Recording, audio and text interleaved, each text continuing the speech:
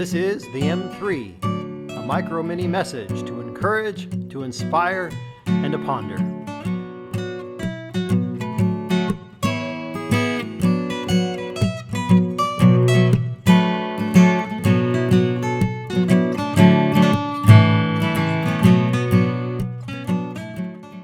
Hey, thanks for watching the M3. Thanks for taking the time to respond, and I love the feedback that I get, and I hope these are encouraging to you, and these messages and these quick reminders, perhaps, if you will, of the message from this last Sunday and an encouragement to you in your week.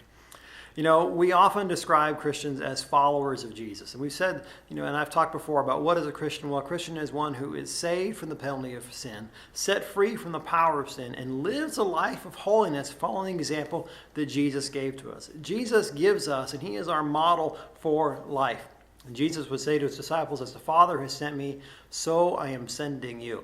We think about this idea of being sent by God, and we think about how Jesus was sent. Well, there is a word in the annals of theology that describes how Jesus was sent, and that word is incarnation. And that means that God became man. It does not mean that God or Jesus lost any sense of his godness. He remained fully God, but he also became a man, and he came as a first century Jew. He came to live as a Jew under Roman domination. Which means he had dark skin and dark hair, probably had brown eyes. He wasn't the blue-eyed, blonde-haired guy that we see in so many of the paintings.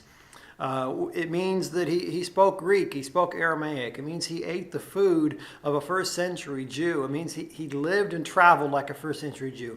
He fully embodied and became man. And that becomes the model and the pattern for us as ministry, is to incarnate, that to go out and to be with. It's easy for us to see that in the mission field, that if we're going to go to a foreign land, we have to learn to speak their language. We have to learn their culture. We have to learn to become a part of their community so we can understand how to communicate the gospel to them. What is the good news in the context?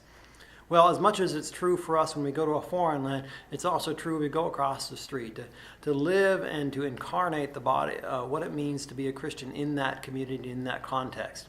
You know something about it, though. It's good to point out that God, or Jesus, did not lose his godness when he came as a man. And that's something that sometimes Christians, we kind of forget, that when we go and we live amongst and we incarnate, we learn to speak the language and communicate the language, and that might be changes in music and ways of doing things, we never lose our status as sons and daughters of God. We never lose our status as people who are inheritors and people who have received the kingdom of God.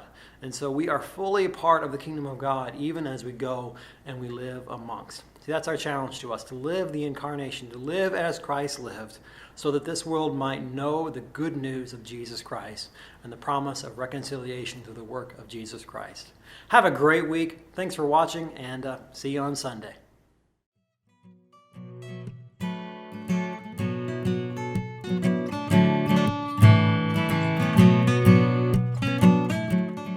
Thank you for listening to this week's M3. If you've enjoyed this podcast, please subscribe on your favorite podcast player. You might also enjoy our blog, The Milk Can, online at jumpingjersey.org. Have a great week.